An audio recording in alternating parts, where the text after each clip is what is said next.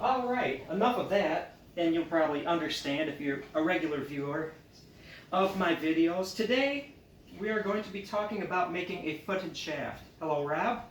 You requested this. And basically, a footed shaft is a type of shaft that has one piece of wood joined to the other piece of wood. A two-piece arrow shaft. I don't have any here. I've got some in the pole barn. I should have grabbed them. But what I have is a poplar shaft. This was made by my buddy Keith. A fine arrow. And the only thing that I need to do is, because I shoot off the hand, he has thread for the winding at the beginning of the feather, which a winding of thread or sinew is very good, because you do not want to have any possibility of that front of the arrow, if you just glue your fletchings on, like with a jig, popping loose and being drilled through your hand. So either with Titebond or Fletch Tight, just let that soak in. And then when it's fully dry, I'll just sand it with 600, that approach area, and it'll be like butter over my hand. Poplar shaft, very strong, relatively dense, flies very good with my paddle bows. He did a great job. Keith did a great job of fletching it. The things fly great, but they're going to be perfect. They're going to be perfect because they will have smooth thread wrapping. If you buy commercial arrows or fletch your own, use a jig. You don't have that winding there. All you need to do is just take thread, like run some Titebond through your fingers, and then just wrap that front so that it's cinched down in the front and there's no possibility. That's arrow type number 1, a poplar shaft made from a dowel. You too can do that at home. The next up is, let me talk about derricks. This is river cane. Looks like bamboozle, but it's actually river cane. It's indigenous to the U.S., so it is not a foreign species. He fletched it, as I do, with a nice spiral that could be thread, that could be sinew. They look the same, really, if you do a really good job with thread. So I'm not going to say either or, but it's bound at the front so that that vein can't pop up and be driven through. They can be driven through your hand, believe me, it's happened to me before. And then a spiral going through the feathers. You can actually separate them and then put the thread through there to the back, and then a wrap. That's how I do it. And as a matter of fact, if I'm looking at the fletching between mine and Derek's, I could have done either one. River cane. And he used a cartridge. I'm not really so much on small arms. I was on an 8-inch cannon. I can recognize those. I was also on a 100 and a 120 millimeter Abrams. I can recognize those, but those I don't. Okay, this is made, it could be viburnum, it could be dogwood, I don't know. They were just shaftings that were given to me with the groove. I grooved it. I've got a video on that. Turkey feathers, and I always do a helix. I don't like to do straight because if they're not perfect, the arrow's going to fly wonky. And then a stone point on the front. So that is that. Now, sometimes when I do videos, I misspeak. I forget where I am in the midst of a sentence. Shiny object. And so if somebody gives me something, and it's of good quality, and something goes awry, and it's not in their control, maybe I'll say something, oh, darn it broke, or boy, that's rough on my hand. But it does not reflect on the quality of that substance, that thing. That is definitely the case of these cedar shafts, Port Orford, which, hey, you know, I broke them on a frozen hay bale. I totally understand. But again, think about it. Look at this fine work this guy did. And it's smooth. Glides right over my hand. A plus and check in the plus column.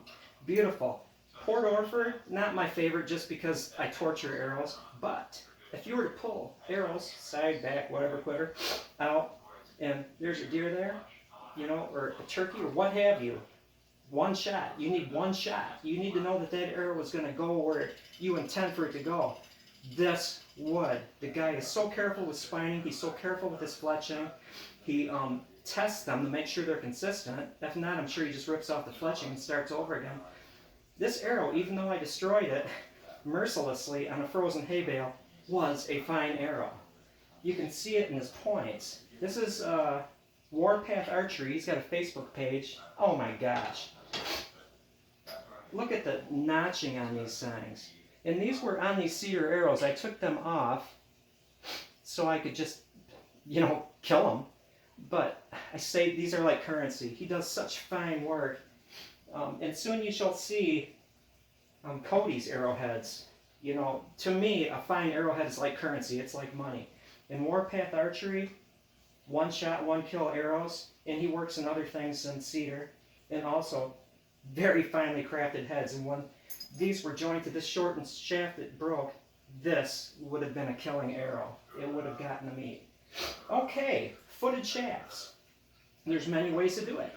You could start out with a dowel. You could take a big piece of wood that's straight grained, run through your table saw, and make a grouping of shafts. And then what I would do was then set the blade for 45 and turn them into little octagons. I always try to talk like Christopher Walken. And then work it down from there and get the main shaft. Then you would get, say, you worked in birch. That's what I do. I like footed shafts in birch and walnut.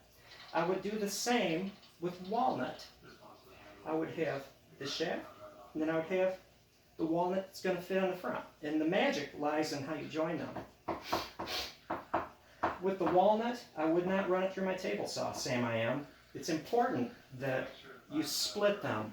If you're going to work from just lumber, dimensional lumber, you need to split it, because to make that fish mouth joint that fits on the front, it's a chisel here and then a fish mouth like this. You need to split that, and you want it to go straight into it. So the foreshaft needs to be of split wood. This doesn't really matter. But I'm going to go a step further and go all primitive. This is a piece of something. I don't know what. And I boiled it for a while just because it was dry, and just let it sit in the hot water. This will be what is going to fit on the front. It's a little larger, just for the sake of safety. When I'm splitting it, I don't want to have it not be big enough on any one side. I made it slightly bigger, but just, small enough so it's going to be easy to work. Now, to make a footed shaft, you would think having the chisel point here, the fish mouth joint there, binding it, oh my gosh, that's magic, I can never do it. But hopefully at the end of this, you're going to say, oh my gosh. Just like that. Oh my gosh. Say it. Good. I knew that you could. You're going to say that that is so easy that anyone can do it. So first of all, let's get our stuff prepared. I have this clamp, and it's going to hold my sanding blocks. Look at that. I did a cheesy job of gluing them to this piece of plywood, but whatever. I want to have my sanding apparatus as flat as possible, and of course you could just use a sandstone. Sandstone, in a lot of cases, splits according to the strata. So you can get like a nice flat sanding block there. But let us prepare our shafting.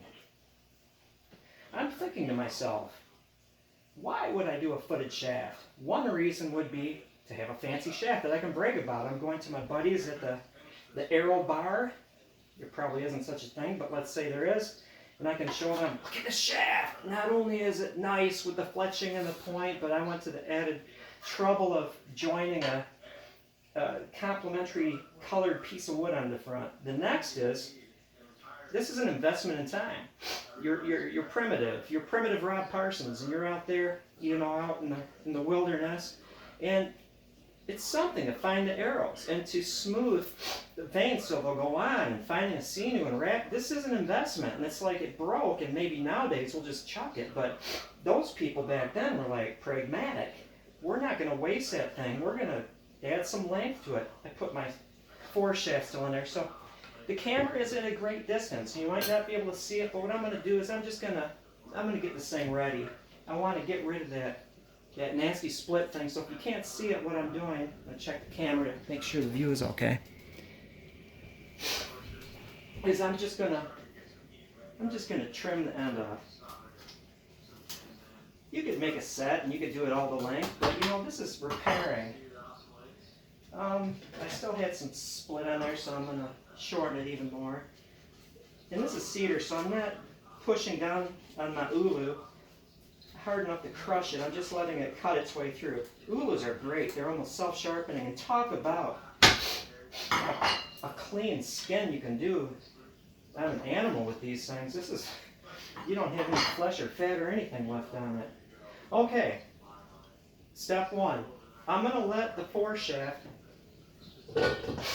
this thing, soak in water as long as possible. So I'm just going to let it sit in there while I'm working this into a chisel. That's the real word. I'm going to get this thing orientated.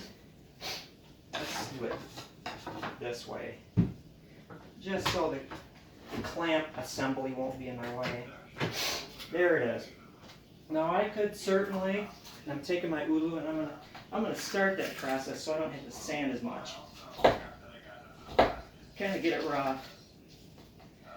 What angle do you have? Well, think of it, the sharper it is, the easier it's going to be to cut or cause a split in there.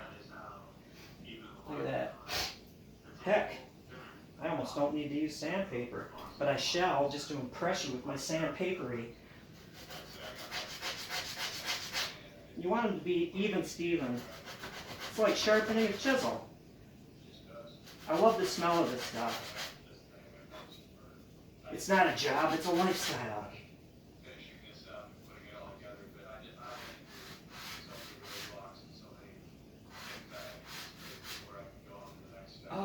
Let's see here. Or do it sideways.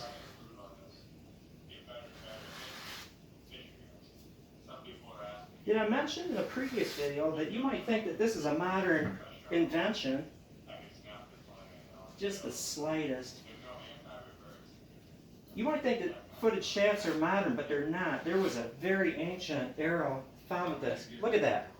Now, with a piece of sandstone and a piece of stick, you could certainly do this under completely primitive conditions. So, step one does not require, great technology. Any old Neanderthal, any old,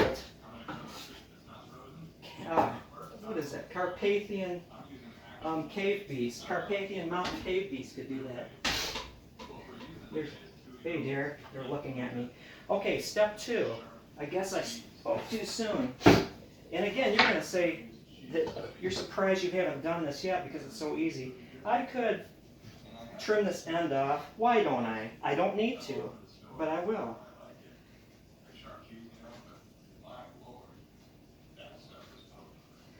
And I'm not pushing down on this so much as letting it cut through. And trust me, that's beautiful. Now for the length, doesn't matter. Let's have full length just to be fancy. I'm not going to take this and cut a fish mouth into that. That's not the trick. What I'm going to do is I shall figure out where it ends. Right? And I've got my little thumbnail there. And I'm going to take hemp string. I said sinew before, but if you use sinew, you couldn't use this wet. I could have tied this off. And I'll show you in detail. I could have tied it off and then boiled it if I use a plant fiber string. Again, this is not beyond primitive people kinds technology. Nice sharp ulu. And what I have here, Mr. Rob Parsons and other people, is I have this set a little beyond, because it doesn't matter. Well, actually, I'm going to slide it up. I was going to say it doesn't matter if it sticks out. It's going to go, it's going to split apart. And if it goes into outer space, I'm not talking about flat Earth, doesn't matter. Now, the tricky part. The grain obviously runs, straight up and down on this. Now, if you're looking at it, it's kind of like this. When I sand it, I can actually sand it to the straightness. I don't need to heat bend it. I am going to start the split, and it needs to be down the center, exactly the center, or I've just wasted the stick. And so, to the best of my ability,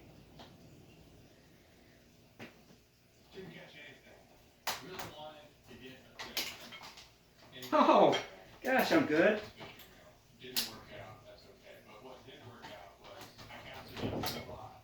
There we go. Let's soak it a little bit more. Because what I'm going to do, you could use a wedge of antler, you could use a wedge of wood, you can use a wedge of anything, but I'm going to use my Western Cutlery W84.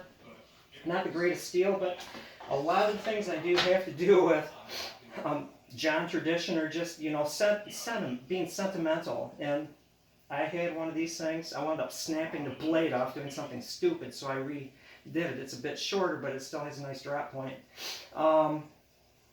Made my first bows with that knife, so of course I went and I've got an NRA, damn Skippy, commemorative knife. So let's take this, and I'm just going to start playing with it to get it a little ready to bend, just like a bow breaking in. When I have it, looks like a little divining rod. Let's take this thing and drive it home.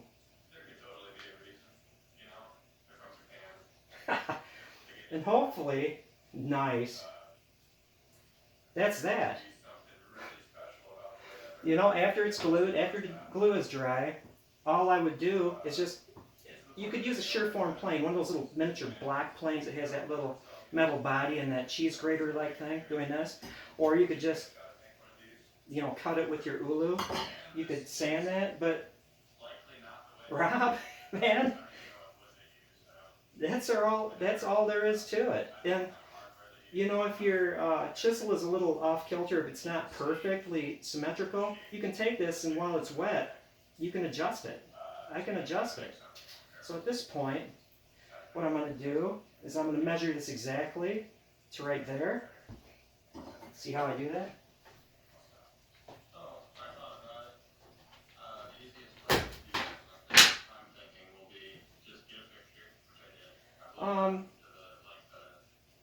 I was going to use hide glue on this, but let's use Titebond. That'll work. And because it's got water on it, because it's damp, it's going to soak in there good enough. It'll be good enough. This is going to be gooder than if it was just a straight stick. You can quote me on that. This is the hardest part, is gluing.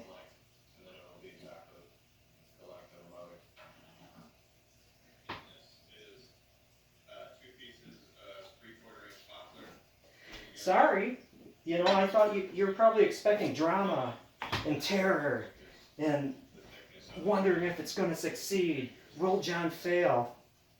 And this is like so easy. This is so easy. That is all it takes. And once this is completely dry, I'll just work that down to the shaft. I might taper it to the tip. That is a footed shaft in the making. Thank you for watching.